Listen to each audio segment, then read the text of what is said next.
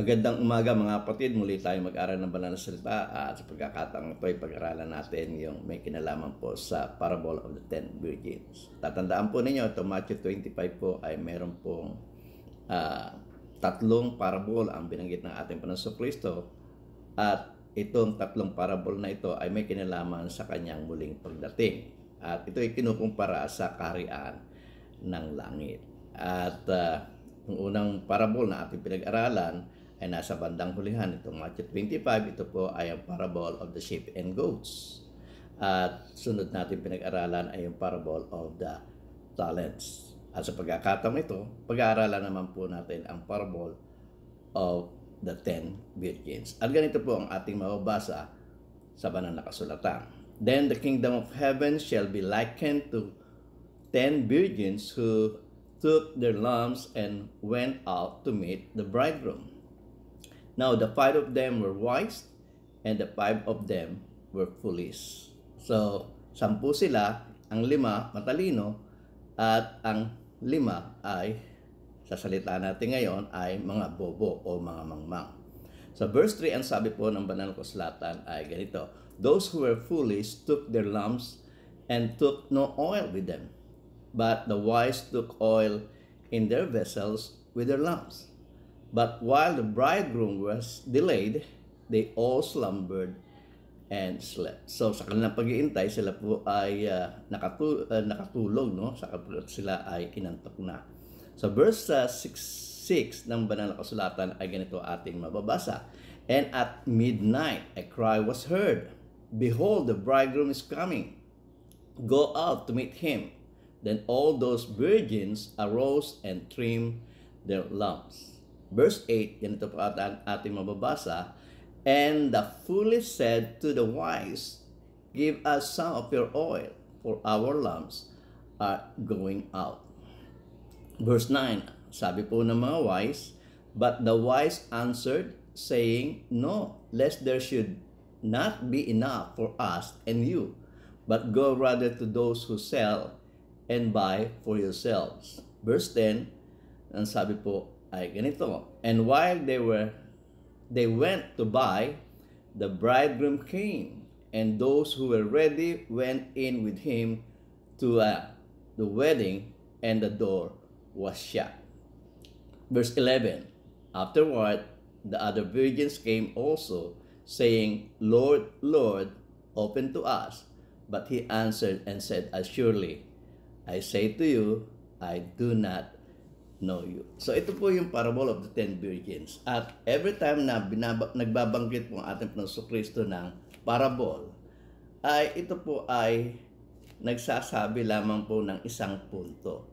At sa pagkakataong ito, ang puntos po ng ating Panginoon Kristo sa pagsasabi niya ng parable na ito ay matatagpuan natin po doon sa verse 13. At ganito po ang ating mababasa. Watch therefore, for you know neither the day nor the hour in which the Son of Man is coming.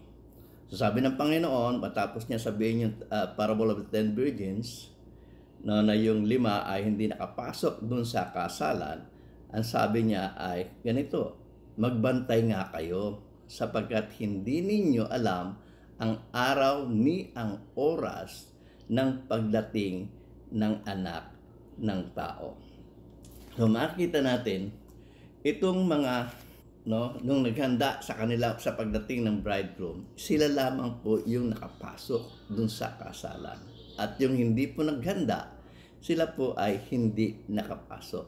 Sa makatuwid, ito pong parable of the 10 virgins ay may kinalaman doon sa paghahanda natin sa pagdating ng ating Panginoon. At hindi natin alam kung kailan po darating ang ating Panginoong Jesucristo. Maaring dumating siya ngayon, dumating siya bukas, o dumating siya sa susunod na araw o sa susunod na taon. So hindi po natin tiyak kung kailan darating ang ating Panginoong Kristo. Kaya ang katanungang iiwan po dito ay, handa ka na ba? Handa ka na ba sa pagdating ng ating Panginoong Kristo? Kung tatandaan nyo, doon sa 11 and 12, ay aking babasahin at babasahin ko na po sa Tagalog para makita po natin kung bakit itong mga ito ay hindi nakapasok sa kasalan nagaganapin. Ang sabi po sa verse 11 ay ganito, pagkatapos ay nagsirating naman ang mga ibang dalaga na nagsisipagsabi, Panginoon, Panginoon, buksan mo kami. Darapat sumagot siya at sinabi, katotohanan sinasabi ko sa inyo, hindi ko kayo nakikilala.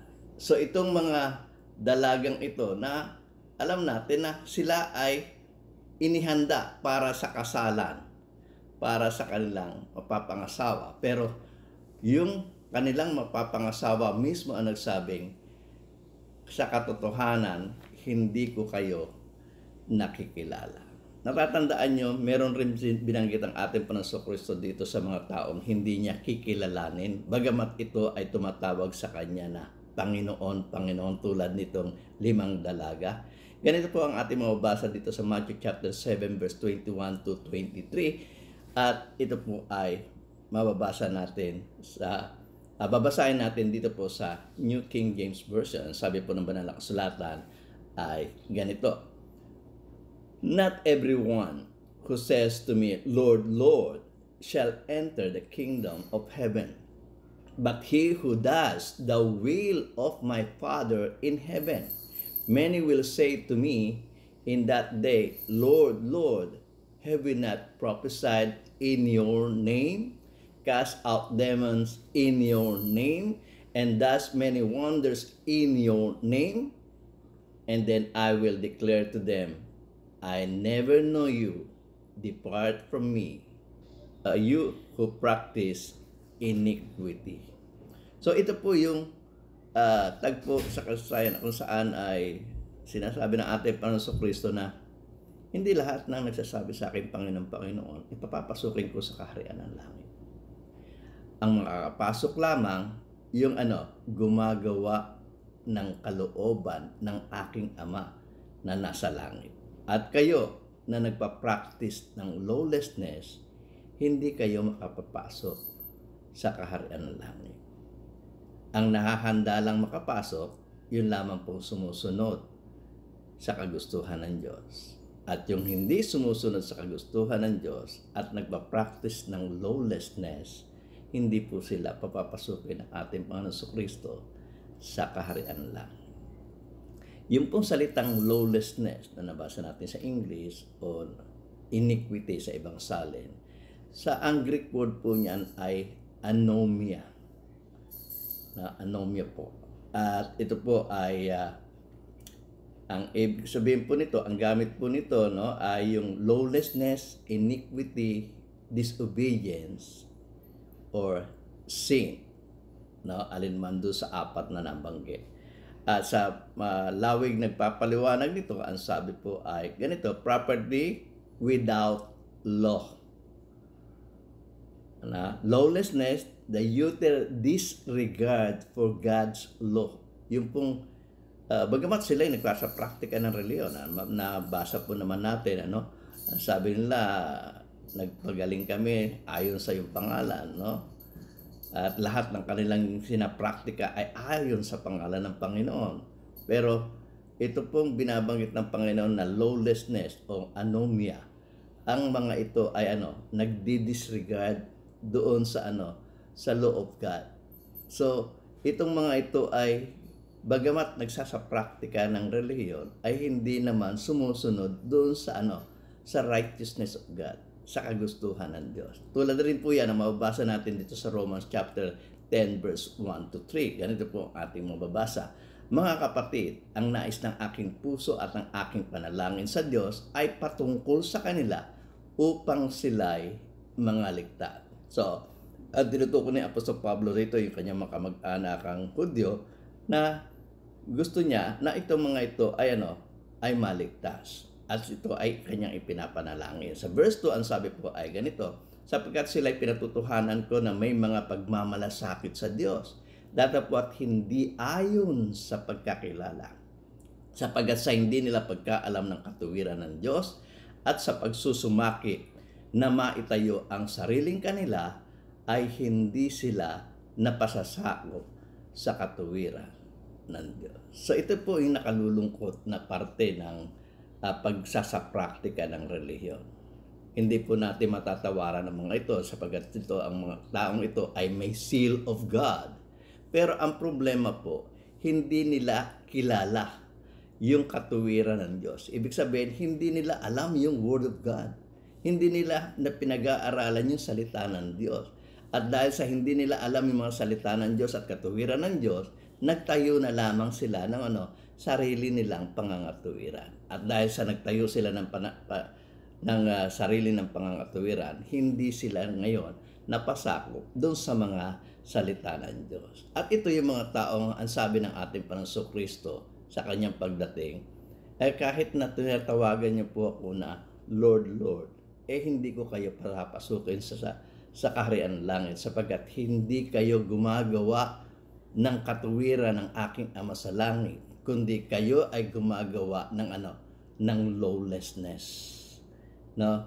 Hindi pagsunod doon sa mga kautusan ng Diyos. So, ang tanong po, kung darating po ang ating Panginoon Kristo, saan po tayo matutulad? Doon sa 5 na matatalino na inihanda ang kanilang sarili?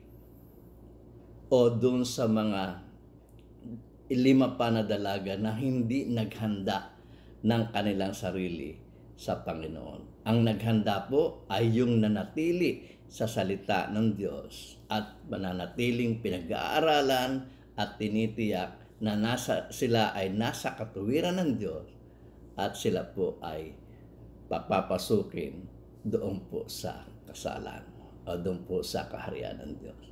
Sana po sa maikling panahon ng ating pag-aaral ay may natutunan po tayo dito po sa Parable of the 10 Virgins at kung kayo po ay natuto at nag-enjoy dito po sa video ng aking ginawa, sana po ay mag-subscribe po kayo, no? At i-ring nyo na rin po yung bell, mag-like kayo.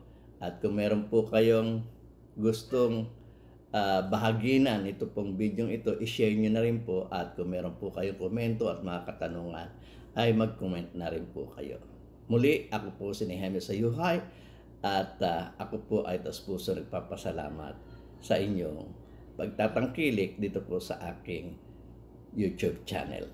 At sana po ay panoorin niyo rin po itong mga video ito na nasa inyong harapan. At maraming salamat po sa inyong pakikinig.